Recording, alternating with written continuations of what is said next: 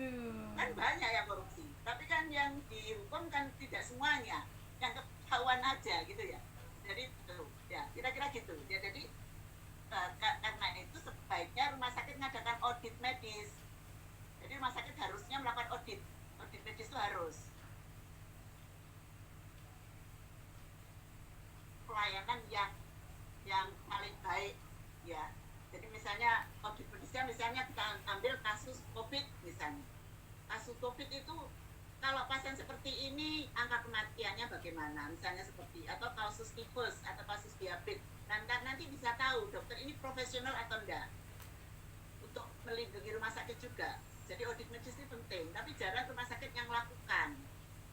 Jadi komite medis ini harusnya difungsikan untuk tadi dikredensialin sama di audit medis. Itu kira-kira jawabannya gitu ya. Jadi kalau sebelum kewenangan keluar untuk perlindungan tenaga kesehatan, rumah sakit melakukan tadi audit medis rutin setiap tahun terhadap kasus-kasus yang mungkin berpotensi untuk ketuntutan, terutama misalnya audit kematian ya, mortality atau morbidity misalnya, long stay dari rumah sakit, dari berapa losnya pasien misalnya. Nah, kalau appendix sampai 10 hari, karena dokter saya ya nggak benar kan gitu ya, dokter saya ya. Appendix kata penyulit ya nggak boleh 10 hari kan gitu. Ya, itu. Jadi itu yang mungkin dilakukan rumah sakit untuk perlindungan supaya tidak ketahuan di luar. Sudah puas jawabannya nomor 1? Ya, kami menggelitik juga dok, di masa yang zaman UHC dengan BPJS Kesehatan yang semakin meluas kewenangannya, apakah kedepannya mungkin BPJS itu akan menjadi polisi dok bagi tenaga kesehatan itu untuk memberikan hukuman dan lain-lain itu? Apakah di luar negara ada yang begitu dok?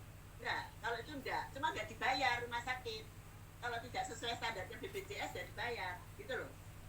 Kalau tapi sebetulnya ya ketika 2 minggu kalau tidak salah di undang-undang BPJS ada, kalau 2 minggu dia nggak bayar rumah sakit boleh gugat, misalnya rumah sakit nggak wani gitu loh, ada aturannya. Jadi dalam 2 minggu harusnya dibayar, tapi ada juga rumah sakit yang harus mengembalikan 500 juta ketika dinilai BPJS diverifikasinya itu salah, terus sebenarnya itu tidak adil. Makanya kalau tidak adil harusnya Anda lakukan uji materi perlakuan BPJS tadi ke MA gitu loh, tentang harusnya dia itu kan menentukan biaya, bukan intervensi di pelayanan gitu loh. Ini mengganggu otorita, mengganggu kemandirian profesi. Nah masa profesor-profesor yang terapi kayak misalnya dokter Setio ya, konsultan gestif, saya didelok verifikator BPJS yang lulusan apa itu, abal-abal gak ngerti, kemudian nggak dibayar, itu kan nggak adil. Kalau saya nggak mau, tapi untungnya saya udah nggak rawat. Kalau saya ya saya lawan kayak gitu loh ya. Kalau saya nggak uji-uji elek, tapi harusnya memang kalau nggak adil ya harus dilawan gitu ya. Kalau kita nurut terus ya terus, kan orang itu kan apa ya? Kalau dia dibiarin kan enak berkuasa, gitu ya. Jadi mesti berjuang, makanya harus ngerti hukum, gitu ya.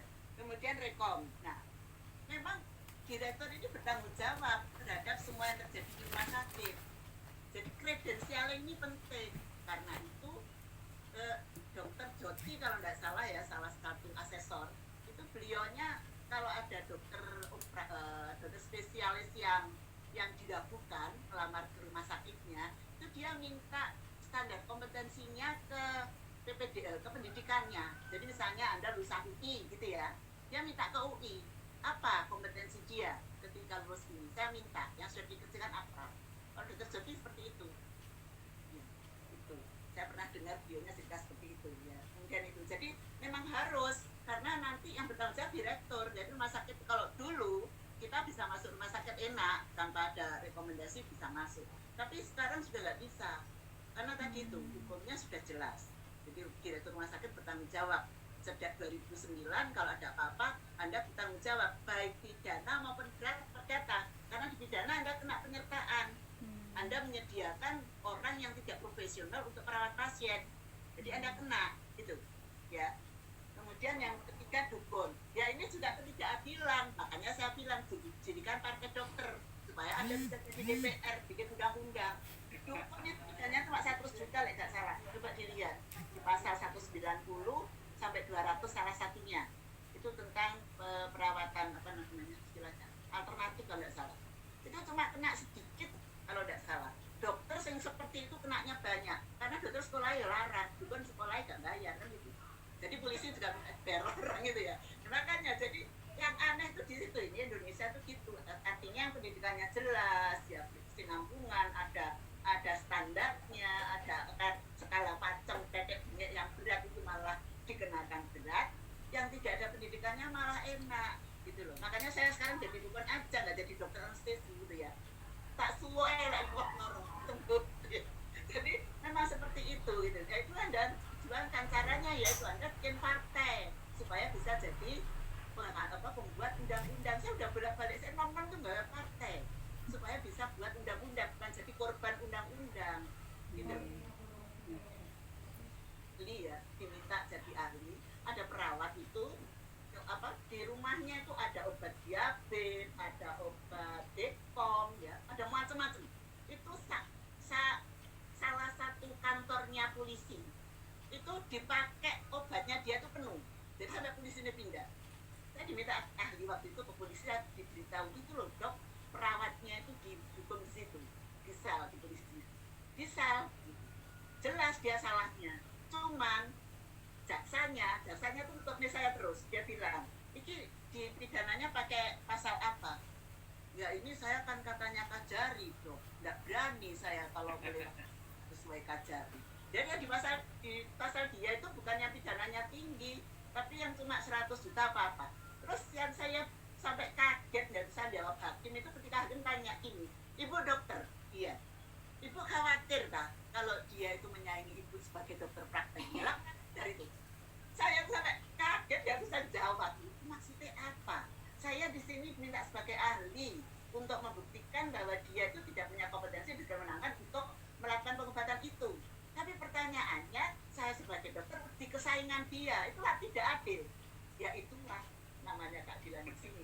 Karena tidak mau jadi pengacara, tidak mau jadi dokter, kalau ada sakit tak sembuh aja sembuh insya Allah gitu ya. Itu udah terus ya. Kalau mau nambah, enggak dong. Oke, sekarang sudah cukup. Ya, Terima kasih sekali. Pasal Batra itu kurang aja banget menurut saya. Ya, jadi dokter Coki, Anda jadi ketua partai ID ya. Coba kalau satu pasien punya berapa keluarga ya, sudah berapa pendukungnya Anda? Dokter Coki satu pendukungnya banyak gitu ya kira-kira. Itu aja. Assalamualaikum. Ini tanya ya, sudah sore. Terima kasih Fred. Ya. Terima kasih dok, ini semakin menguatkan keinginan saya ikut jejaknya dokter. Prof, satu pertanyaan sedikit Ya, tadi. boleh, Karena boleh tambah satu, boleh. Oke. Monggo. Kan kalau misalkan tindakan malpraktek nih yang terjadi pada sesama sejawat atau tenaga kesehatan, apa yang kita lakukan jika kita sebagai victim sesama, misalkan kita tahu bahwa tindakan malpraktek itu tidak sesuai, itu melanggar, terus terjadi pada diri kita sendiri, sedangkan kita ini bekerja di rumah sakit itu juga, apa yang kita harus lakukan untuk terhadap teman sejawat kita itu, Prof, mohon share. Itu kalau di hukum Islam ya, itu Anda berhak minta dia bayar denda. Di hukum Islam ya. Kalau nggak mati loh ya. Kalau mati dia tetap harus bayar denda. Kalau enggak, dia harus puasa 2 bulan berturut-turut. Kalau kita mau praktek pada orang, itu kalau satu pasien. Kalau 10 pasien ya puasa setahun lebih ya. Jadi itu kalau hukum Islam, jadi harus bayar denda memang. Kalau hukum kalau menurut etik, kalau di Indonesia ya itu harus diingatkan menurut etik. Kalau kita bisa mengingatkan dia, ya. Kemudian yang ketiga, kalau Anda memaafkan, Anda masuk surga. Gitu. Itu hukum Islam, ya. Kalau kita memaafkan orang yang bersalah pada kita, biar nanti Tuhan yang mengadili, maka kita dapat surga. Nanti dia yang diadili sama Tuhan. Kalau Anda proses hukum, kalau di Indonesia ada NKDKI, Majelis Kehormatan Disiplin Kedokteran Indonesia. Nah itu Anda bisa bikin di sana misalnya apa NKDKI atau apa gitu. Jadi dilaporkan pada profesi pengadilan pengadilan profesi, ada pengadilan profesi.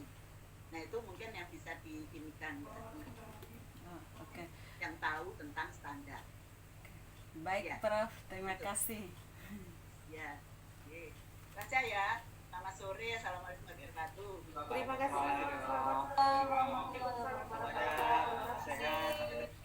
sehat. Assalamualaikum. Dokter Ali sehat. Alhamdulillah. Terima kasih, Dokter Sehat. Jenderal ya, saya jenderal ya. Prof. Ali, Dok. Setia. Terima kasih. Ya. Ciklis ya. Izin live ya. Izin live ya.